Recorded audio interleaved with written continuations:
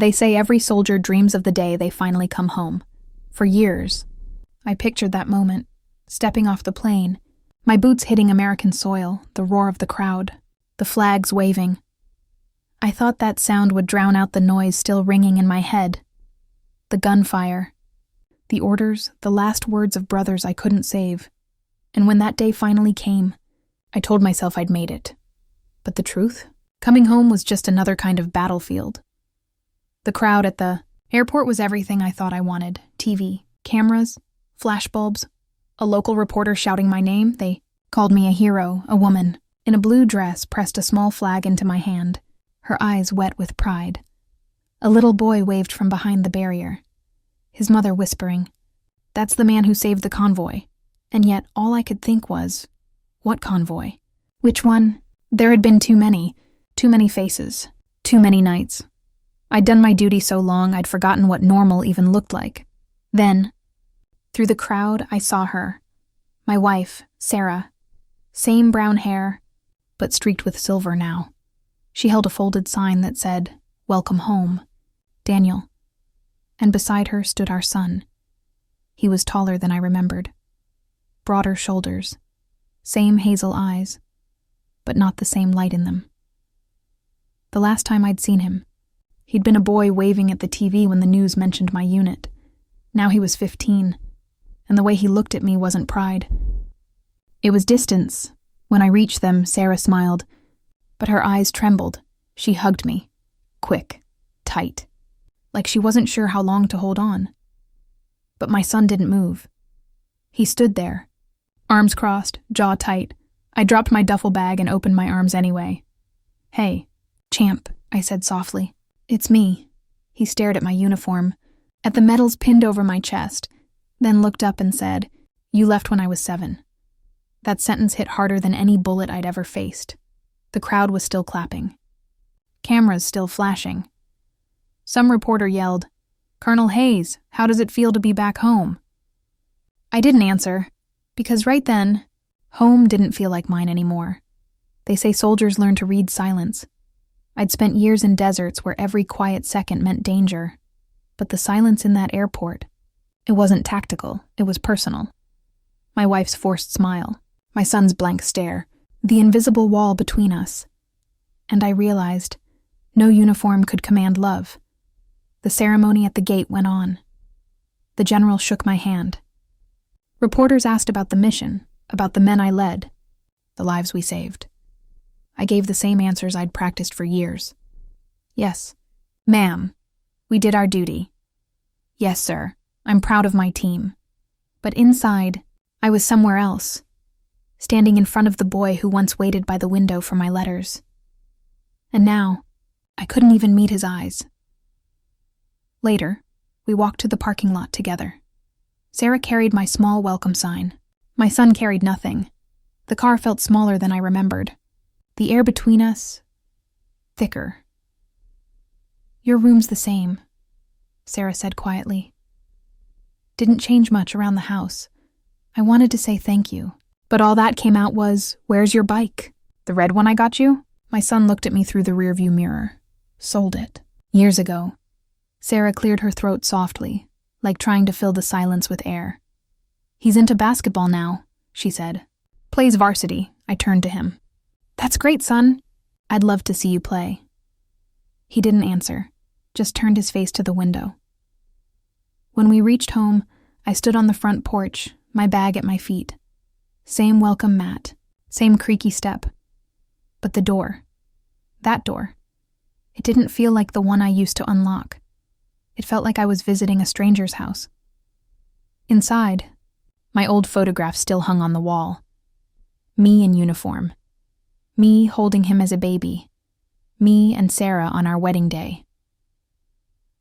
Time had frozen in frames, but life had moved on without me. He walked past those pictures without looking, straight to his room, door closing with the soft finality of a salute. Sarah stood beside me, arms folded. "He's been through a lot," she said. "We both have," I nodded. "So have I." She gave a tired smile. "I know. But he didn't choose your war." That line burned through me like a confession I'd been avoiding. That night, I sat alone in the living room, the house quiet except for the ticking clock. The medals still hung around my neck from the ceremony earlier. They glimmered under the lamp, proof of what I'd done, not who I was. From down the hallway, I heard a muffled sound. My son's voice, talking to someone on the phone. "I don't care what they say," he whispered. "He's not my hero." I pressed my hand against the medal on my chest, feeling its cold metal surface. It used to mean honor, sacrifice, pride. Now it just felt heavy. I'd survived ambushes, insurgents, and years of war, but nothing prepared me for the quiet rejection of my own child. When I finally went to bed that night, Sarah was already asleep. I lay there staring at the ceiling, the same ceiling I'd dreamed of for years in foreign barracks. Only now, it felt higher, colder, like even the house was trying to forget me. My last thought before I drifted off was the same one I'd had in every foxhole. Every night overseas, I just want to go home. But as I closed my eyes, I realized something I'd never said out loud before. I was already home. It just didn't belong to me anymore. The next morning, sunlight spilled through the blinds, the kind of quiet, peaceful light I'd begged for during years overseas. But peace, I learned, doesn't live in silence. It lives in connection, and that was something I no longer had. The smell of coffee filled the kitchen when I walked in. Sarah was at the counter, flipping through her tablet. Our son, Ethan, sat across from her, cereal bowl half empty, phone in his hand. No good morning, no eye contact, just the hum of normal life that didn't seem to have a place for me. I poured myself a cup of coffee and tried to sound casual. "So, what's on the agenda today?" Ethan shrugged. "School. One word. Flat. Final." I smiled, pretending that didn't sting. "I could drop you off." He looked up, finally, not with interest, but with disbelief. "It's fine. Mom always does. Always." That word hit like a trigger pull. Soft, but fatal. After he left, I sat in the quiet with Sarah. For years, silence between us had meant distance. Now it felt like a test. "I thought he'd be happier," I said quietly. "He used to wait by the window every time I deployed." Sarah sighed. "He was 7, Daniel. You missed birthdays, recitals, school projects. He waited until waiting turned into giving up." I looked at her. "I wrote. Every week." "You know I did," she nodded. "I know. But not all of them made it through." Her voice wavered. After a while, I stopped showing him the ones that did. He'd just tear them up. That night, I went through the old boxes in the attic, the ones Sarah never touched. There, beneath a layer of dust and mothballs, I found them. Bundles of envelopes tied with green string, every letter I'd sent, half of them unopened. I untied the first bundle and pulled one out.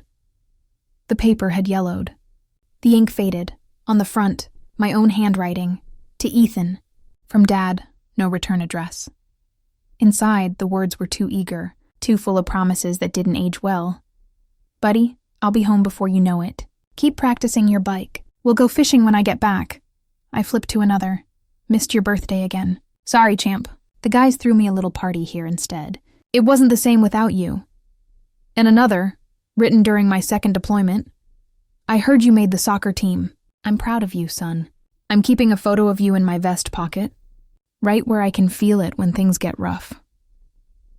My hand trembled as I turned the pages. The words felt like ghosts, full of hope, unaware of the years that swallowed them whole. Then, near the bottom of the box, I found something I didn't recognize. A letter that wasn't mine. The handwriting was Sarah's. "Dear Daniel, stop writing for a while. He's not reading them anymore. He says it hurts too much. He says if you really cared, you'd be here, not there." I read that sentence over and over until the ink blurred.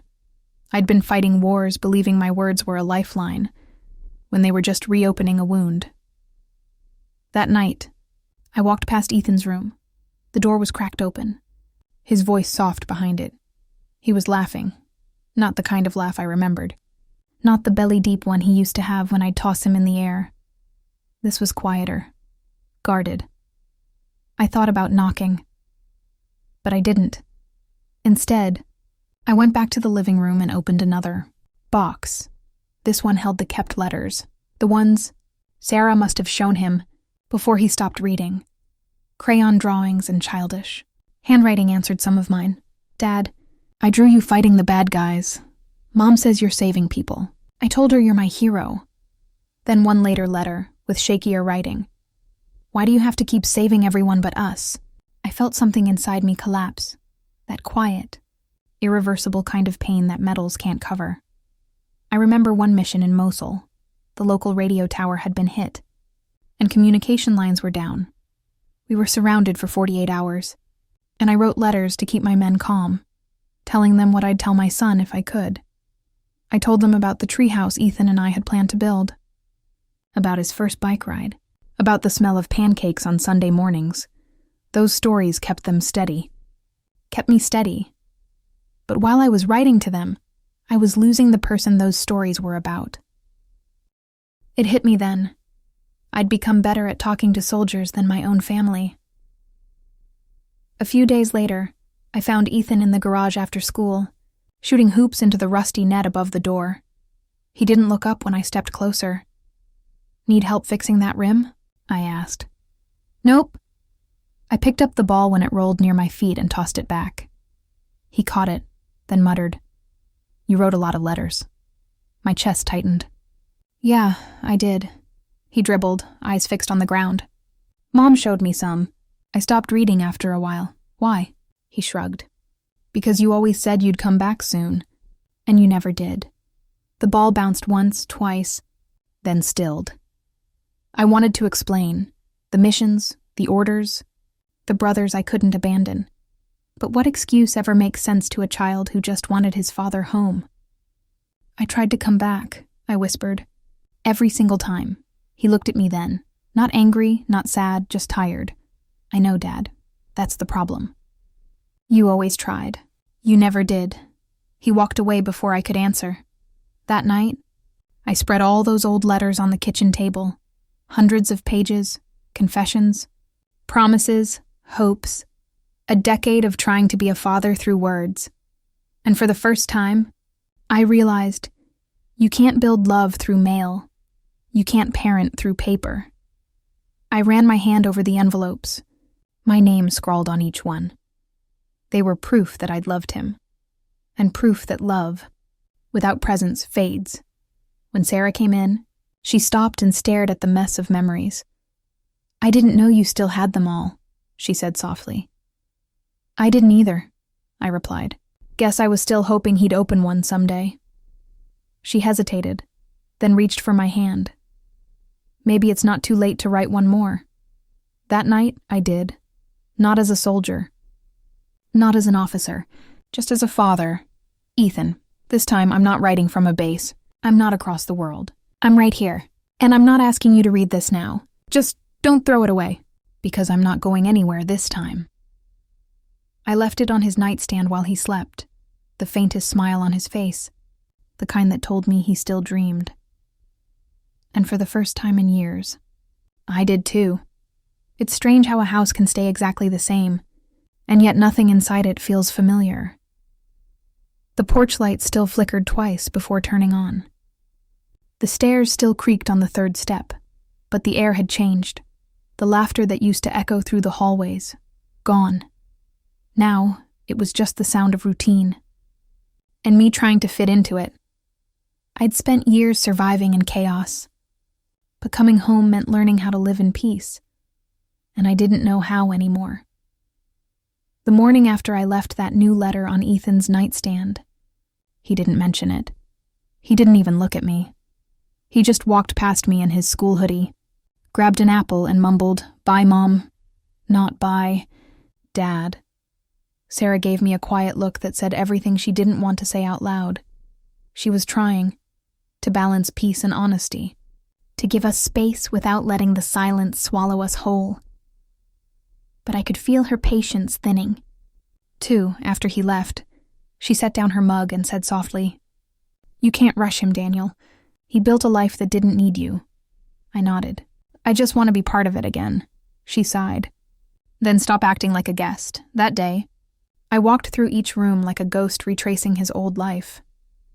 The living room walls were lined with family photos, but I was missing in most of the newer ones. Ethan at a school play. Ethan with his friends. Ethan and Sarah at the beach. My presence stopped, somewhere around 2015, and that was the year I deployed for what was supposed to be my last tour. I stopped in front of a photo of Ethan, in a cap and gown, middle school graduation. He was smiling, holding a certificate. Sarah was standing beside him, beaming with pride. But I wasn't there. Instead, I remembered exactly where I was that day, kneeling in the dirt of a bombed-out street, radio pressed to my ear, counting the seconds until the medevac arrived. One world ending, another celebrating, and I wasn't part of either one. Later that afternoon, I tried again. When Ethan came home from school, I was waiting in the driveway, basketball in hand. "Hey," I said, tossing it lightly to him. "Think your old man still remembers how to shoot?" He caught it, spun it once, and shrugged. "I don't know. You were never around when I played." I laughed softly, trying not to let it show that his words hit like shrapnel. "Then maybe you can teach me," I said. "We'll see who's better." He hesitated, then bounced the ball back to me. Hard. I took the shot. It hit the rim and rolled away. He smirked. "Yeah, you definitely need practice." For a moment, I thought I saw a spark of warmth behind the sarcasm. But then his phone buzzed. He checked it, grabbed his bag, and said, "I'm going out." "Where?" I asked, just away, and then he was gone. That evening, Sarah and I sat at the dinner table in silence. The sound of cutlery on plates was the only thing keeping me tethered to the moment. "Remember when he used to sit between us?" I asked. "He'd steal bites from both plates." She smiled faintly. "He grew up, Daniel." I nodded, staring at my untouched food. "Yeah, without me." She reached for my hand. "You were fighting for us." I shook my head. "No, I was fighting for something I told myself was bigger than us. But I think I used that as an excuse." Her eyes softened. "You did what you had to do." "I did what I chose to do," I said. "And he paid for it." She didn't argue, because she knew I was right. That night, I couldn't sleep. I wandered into Ethan's room, half expecting him to wake up angry. But he wasn't there. His bed was made, too neatly. His desk was covered in books and photos of his friends. Not a single one with me. Then I saw something on the shelf. A dusty old toy truck. The same one I'd given him before my first deployment. I picked it up. The wheels were worn smooth, one headlight missing. He'd kept it all these years. I sat on the edge of his bed, holding that truck like it was a piece of my own heart, the last piece he hadn't thrown away. And that's when I realized. My son hadn't forgotten me. He'd just learned to live without me. The next morning, Sarah found me sitting in the living room, the toy truck still in my hand. "You didn't sleep," she said softly. "Didn't need to," I replied. "I was just remembering." She sat beside me. "You can't fix 10 years overnight." "I'm not trying to fix it," I said. "I just want him to see me. Not the uniform, not the stories on the news. Me." Sarah looked at me for a long moment, then stopped being a soldier around him. Her words landed like a command I'd never been given before. That weekend, I tried to follow it. No military tone. No orders. No lectures about discipline or respect. Just small things, cooking breakfast, asking about his music, offering rides without pushing. He barely responded, but I stayed patient, because this time I wasn't going back anywhere. One night, I heard him on a call again, probably with his friend, Tyler. He didn't know I was standing in the hallway when I heard him say, "Everyone keeps calling him a hero. But if heroes just leave, then what's so special about that?" It broke me. Not the words, but the truth in them. Because for the first time, I understood what I'd really done. I hadn't abandoned my family out of duty. I'd trained them to live without me, and they'd succeeded. A few days later, I walked into the living room and found one of my medals on the coffee table, not in its case, just lying there. When I looked up, Ethan was standing in the doorway. "You dropped that," he said quietly. "I guess it doesn't belong there anymore," I said. He hesitated. "People talk about you at school, you know. They say you're brave," I nodded. "And what do you say?" He looked away. "I tell them I don't really know you." There it was. Clean, honest, painful. The sentence that stripped away every layer of rank and pride. After he went to bed, I stood by his door for a long time, and I made myself a promise. If I couldn't be his hero, I'd at least earn the right to be his father again. Because medals fade, stories die. But the sound of your own child calling you dad, that's a kind of honor no war can ever give back. Some wounds don't bleed. They hide behind silence, framed photos and polite small talk. By the 4th week home, our house had fallen into a rhythm. Sarah worked late. Ethan stayed locked in his room. And me? I spent my days pretending to belong, but soldiers aren't built for pretending. We notice patterns, changes in tone, things that don't fit, and that's how it started, with one misplaced folder. It was a quiet Tuesday afternoon. Rain tapped against the windows. Sarah was at work. Ethan at practice. I was cleaning the study, my old space, now filled with bills and school paperwork. I was reaching for a stack of envelopes when I saw it. A thin blue folder tucked beneath a pile of magazines. No label. No name, just a faint pencil mark on the edge. E. Curiosity is dangerous for a man who's spent his life uncovering secrets. I told myself it was probably schoolwork. Maybe grades, maybe essays, but part of me already knew. I was about to cross a line. I sat down, opened the folder, and froze. Inside were papers I recognized instantly. Psychological evaluations, therapy notes, school incident reports, all stamped with my son's name. My first instinct was denial. This can't be right. I flipped through the pages, each one a wound written in neat, professional language. Withdrawal from peers. Difficulty expressing emotions related to father's absence. Recurring nightmares involving abandonment. And then a line I'll never forget, from his middle school counselor. Ethan often refers to his father as the man on TV, shows signs of resentment toward military life. My throat tightened. The man on TV. That's what I had become to my own son. A distant image in a uniform, waving from a desert he'd never see. I turned to another page, trembling. It was an essay. A school assignment from years ago, title, My Hero. I braced myself, hoping, praying that maybe I was still in there somewhere. But the page was blank, except for one sentence written in small, uneven handwriting. He used to write letters from places I'll never know. I couldn't breathe. I must have sat there for an hour, reading everything, each report like a bullet I never saw coming. The notes spoke of anger, confusion, anxiety. One mentioned a fight he got into at school, when another kid said his dad was probably dead overseas. He'd broken the kid's nose. When asked why, he said, "Because my dad isn't dead." He just forgot we're alive, that line. It shattered something inside me I didn't even know was left intact. When Sarah came home that evening, I was still sitting in the same chair. The folder lay open on the desk. She froze when she saw it. "Where did you find that?" she whispered. "In your files," I said quietly. "Why didn't you tell me?" She walked closer, arms crossed like she was bracing for impact. "Because you were already carrying too much." "Too much?" I snapped. "He thought I forgot him, Sarah. He thought I didn't care." She slammed her palm on the desk, tears welling up. What was I supposed to do, Daniel? You were thousands of miles away. He was breaking down, and I couldn't fix it with phone calls and flags. I stared at her, anger dissolving into guilt. She continued, "Softer this time. You were gone for years. And every time he asked when you'd be back, I said soon. But soon kept turning into birthdays, then graduations. Eventually he stopped asking." Her voice cracked. "So yes, I took him to counseling. I kept those files. Because I didn't know if you'd ever come home to read them. I looked down at the pages again, the ink blurred through my tears.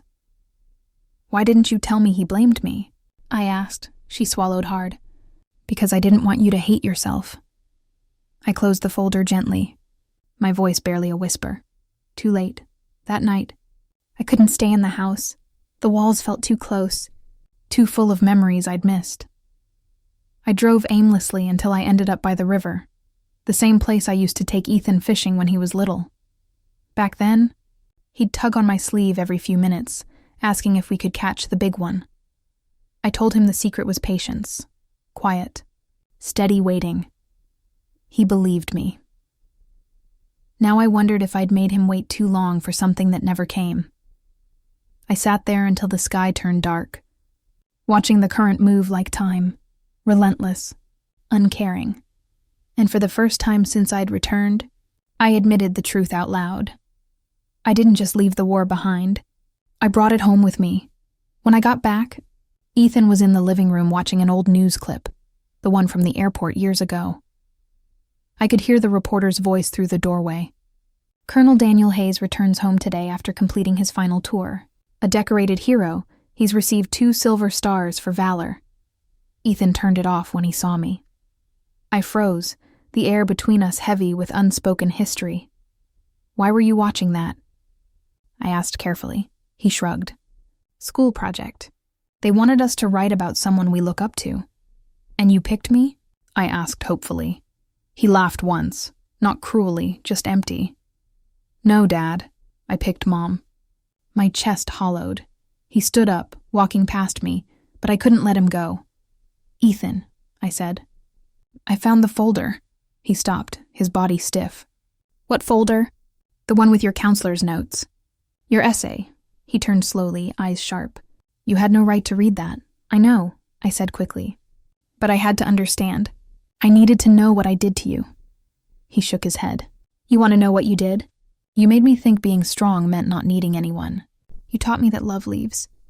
His voice cracked and he blinked fast. Like he hated that the tears were winning.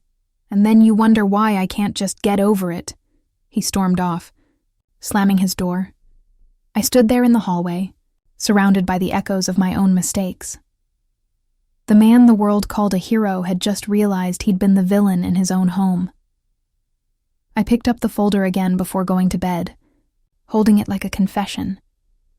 One line from his counselor burned in my mind. He doesn't hate his father. He just doesn't know how to love him anymore. That night, I stared at the ceiling, the same ceiling I used to imagine while overseas, the one I thought meant safety, comfort, belonging. But now, I understood the truth. Coming home isn't about crossing a border.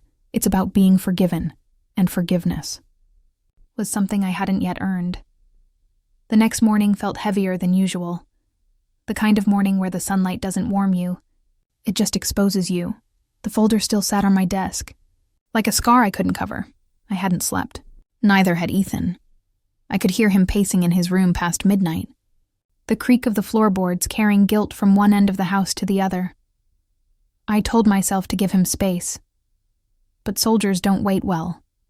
We act. Even when we shouldn't.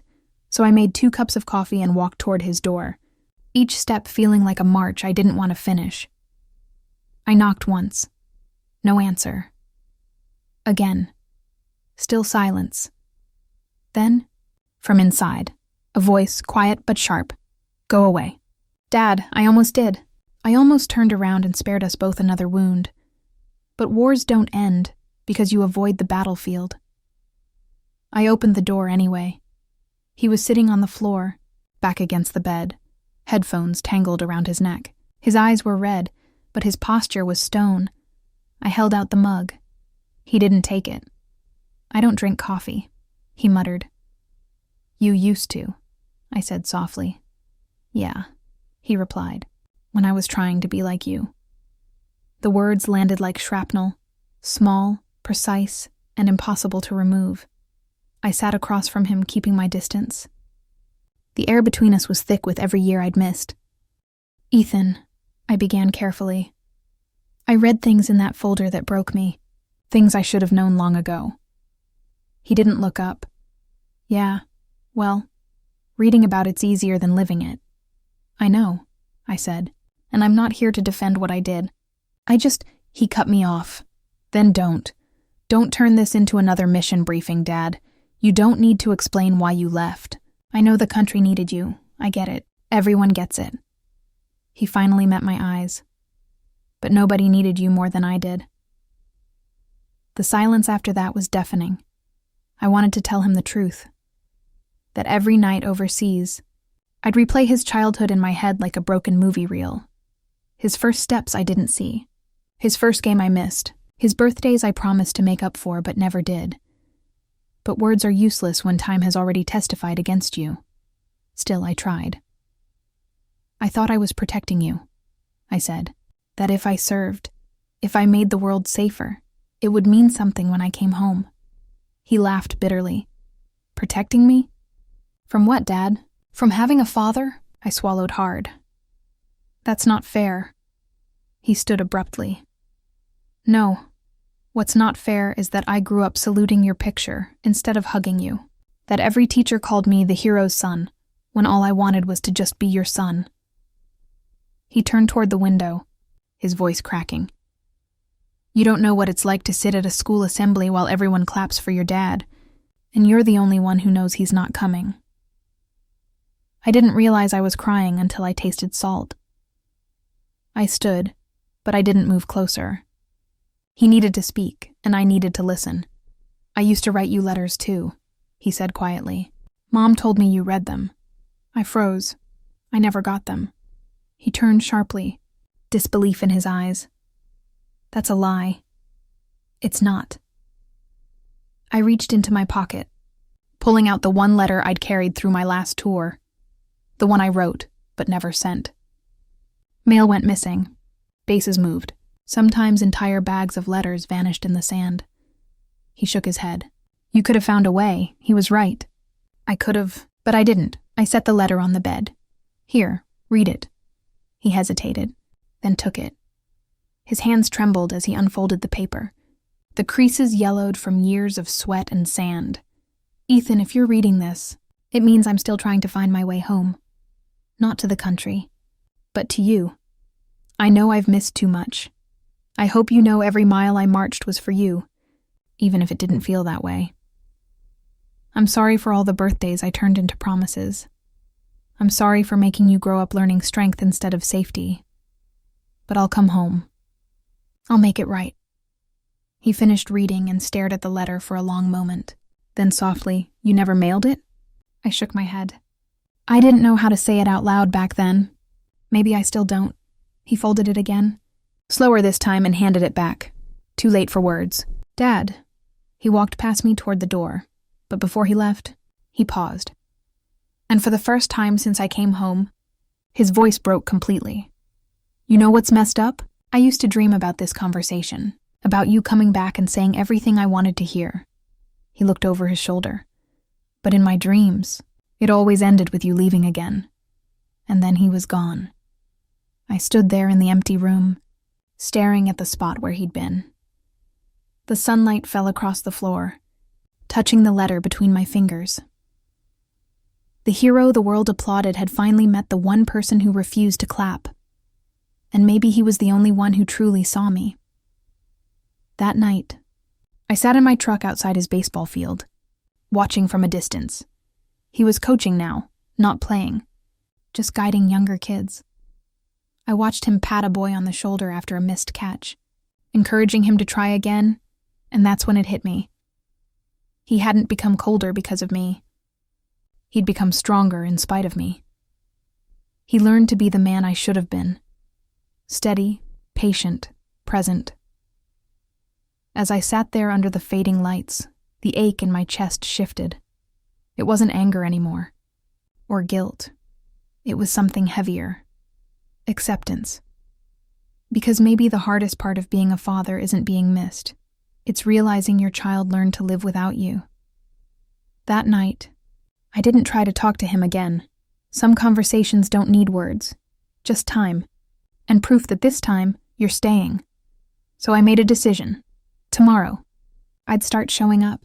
Not in uniform, not with medals, just as a man and a father trying to earn his way home. Sometimes life doesn't give you a moment to make things right. It gives you a crisis to prove you've changed. For me, that moment came on a night wrapped in smoke and panic. It had been 2 weeks since Ethan stormed out. 2 weeks of silence, broken only by the sound of mail hitting the porch and doors closing between us. He'd moved into his friend Tyler's place for a while, claiming he needed space. I didn't fight it. I'd fought enough wars to know when I'd already lost one. Then, one Friday evening, the phone rang, and everything I'd been too afraid to say suddenly didn't matter anymore. It was Sarah's voice, shaking, desperate. "Daniel, it's Ethan. There's been an accident." My heart stopped. "What kind of accident?" "Fire," she said. "He was helping at the community center. They think someone left a heater running overnight. He ran in to get the kids out." For a second, I couldn't move. Then everything turned automatic. Muscle memory, instinct, training. Grab keys. Grab coat. Don't think. Drive. The center was only 15 minutes away, but it felt like crossing another desert. As I pulled up, flames clawed at the night sky, orange reflections dancing across fire truck lights. People were shouting names, calling roll, crying out for their loved ones. And somewhere in that chaos, my son. I ran toward the building before anyone could stop me. A firefighter yelled something. Maybe my name, maybe an order, but I didn't hear it. The world had gone narrow, just the roar of fire and the echo of a name I hadn't earned the right to say. "Ethan!" Smoke punched into my lungs. I ducked low, pushing through the doorway, the heat searing my skin even through the jacket. Inside was a maze of broken tables, melting banners, and smoke thick enough to blind. I moved on instinct, one arm shielding my face, the other feeling along walls until I heard it. Coughing, faint. To the left. Ethan. A silhouette stumbled out of the haze, smaller than I remembered, covered in soot. He was dragging a child toward the exit, barely holding himself up. "Dad?" He coughed out, voice rough. I didn't answer. I just ran. I took the kid from his arms, lifted both of them, and pushed toward the flickering light of the doorway. By the time we hit fresh air, my legs gave out. Someone grabbed the child from me. Ethan collapsed beside me, gasping. I turned to him, gripping his shoulders. "You okay?" He coughed again, nodding weakly. "You shouldn't have come in." I almost laughed, though it came out more like a broken breath. "Yeah, well, seems like running into fire runs in the family." The paramedics checked us both. Oxygen masks pressed to our faces. They said we were lucky. But as I looked at him, covered in ash and tears, I didn't feel lucky. I felt humbled. When you spend years chasing medals, it's easy to forget what real courage looks like. And mine was sitting right there, wrapped in a soot-stained blanket. When the last fire truck pulled away and the night fell quiet, Ethan finally spoke. "I didn't think you'd come." I looked at him, the words heavy but steady. "Ethan, there's nowhere else I'd rather be." He looked away, jaw tightening.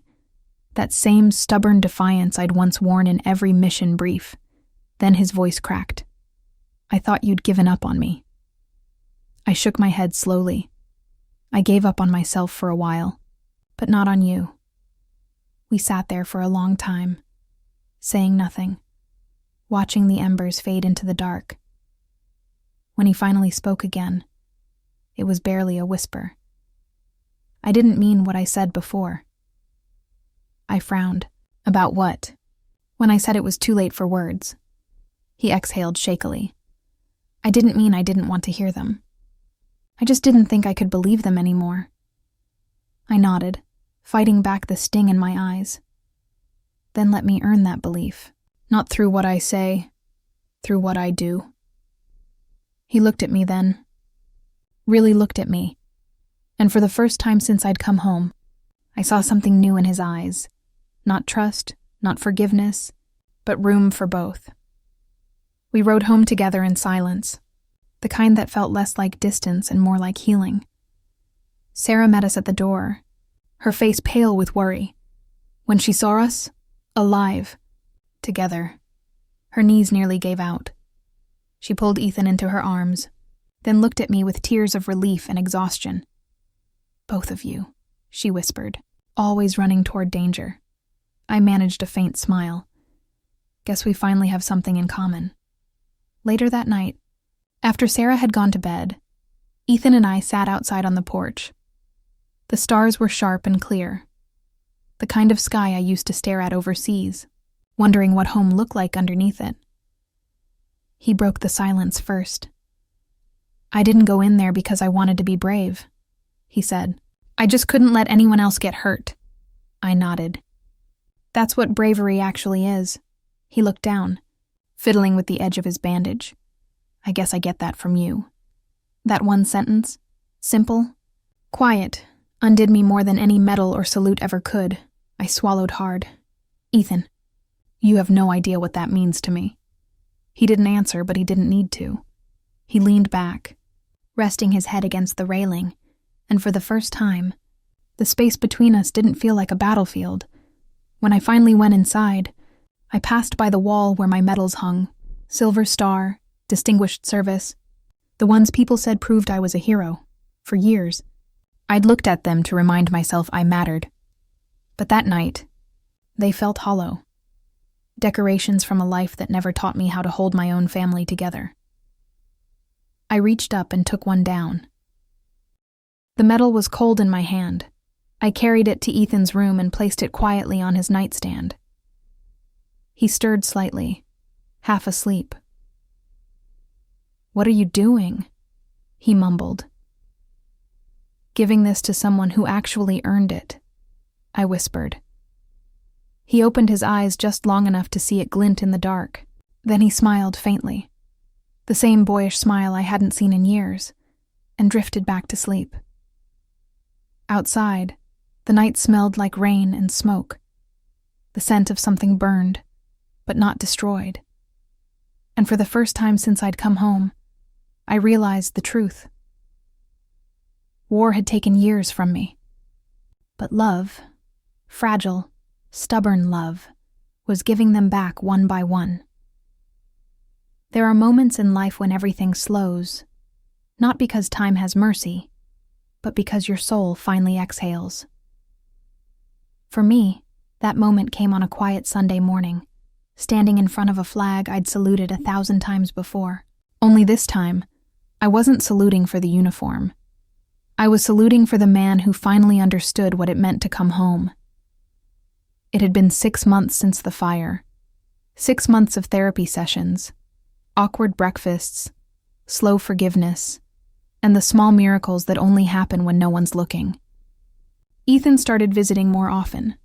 Some nights, we'd just sit in the garage fixing his old bike together, not talking much, but not needing to. Other nights he'd tell me about his college plans, his coaching, the kids at the center who still called him a hero. He never used that word for me anymore, but I'd stopped needing it. One morning, Sarah called from the kitchen. "There's a letter for you, Daniel. Looks official." The envelope was from the Department of Defense. I recognized the seal before I opened it. It wasn't a deployment notice. Those days were behind me. It was an invitation. "You are hereby invited to the annual Veterans Recognition Ceremony, honoring distinguished service and family resilience." At the bottom, a line that made me pause. "Recipients may be joined by immediate family." For a long moment, I just stared at it. The younger version of me, the soldier who once lived for medals and handshakes, would have jumped at the chance. But now, it felt like a test. I set the letter down and walked to Ethan's room. He was helping Sarah fold laundry. When I told him about the invitation, he didn't say much at first. Then, without looking up, he said quietly, "Are you going?" "I don't know," I admitted. "I don't want another ceremony that celebrates the parts of me that broke us." He nodded slowly, still folding shirts. "What if it's not about that this time?" The day of the ceremony arrived with crisp autumn air and a sky so clear it looked almost painted. The event was held at the base airfield, rows of chairs, an outdoor stage, the flag towering against the wind. Veterans stood shoulder to shoulder, medals gleaming, faces marked with the kind of stories that never make it into history books. I wore my dress blues for the first time in years. They felt heavier now, not from the fabric, but from everything they represented. As I stood there waiting for the ceremony to start, I felt a familiar presence beside me. Ethan. He'd come. Black jacket, hands in his pockets, eyes calm but unreadable. "You didn't have to," I said. "I know," he replied, "but I wanted to." When they called my name, I walked to the stage, every step echoing memories I'd buried. Faces in the crowd blurred into a sea of pride and applause. But my eyes found only one, my son's. He wasn't clapping. He was just watching. The colonel handed me the new commendation, a plaque, a few words about leadership and sacrifice. Then he leaned in and whispered, "Your boy's proud of you." I smiled faintly. "No, sir," I said. "I'm proud of him." After the ceremony, families gathered around for photos and speeches. I slipped away to the side of the field, near the flagpole, watching the wind catch the stripes of red and white. That's when Ethan walked up behind me. For a long time, we just stood there in silence, the kind that doesn't hurt anymore. "You used to stand like that in your old pictures," he said, back straight, chin up. I chuckled softly. "Old habits die hard." He nodded. "I get that now." I looked at him, the boy who'd once turned away from me now standing taller than I remembered. Not as my son, but as a man. There were still shadows between us, but they didn't divide us anymore. They just reminded us of where we'd been. Then, without a word, he straightened his posture and lifted his hand. A salute. Not stiff, not formal, just steady. For a second I froze. Then I returned it, hand trembling. The world fell silent. The crowd, the noise, the speeches, gone. It was just us, two men standing under a flag, finally seeing each other clearly. And in that simple gesture, that quiet, wordless salute, everything unspoken between us found its peace. Afterward, as we walked to the parking lot, he glanced at me with a small smile. "You know," he said, "when I was little, I used to practice saluting in the mirror." "Yeah? Yeah. I just never thought I'd do it for you." The lump in my throat returned, sharp and sudden. I placed a hand on his shoulder. "Then I'll spend the rest of my life earning that." He didn't answer, just smiled again, the same way his mother used to when she forgave me without words. That night, back home, I took down the last of my medals from the wall. I put them in a small box, tucked it under the bed, and left only one thing hanging: a photo. It was from that day at the ceremony, me and Ethan, standing side by side, the flag behind us, both of us saluting. Below it, I wrote one line: "Honor is not what they give you. It's who waits for you to deserve it." The next morning, as the first light touched the house, I made coffee for two. Ethan joined me at the table. No words, just quiet warmth. And when he looked up and smiled, it wasn't the smile of a boy forgiving his father. It was the smile of a man who finally understood him. I'd fought wars for my country. But this was the first time I'd truly won something. Because that salute, that simple, silent salute, it finally meant something.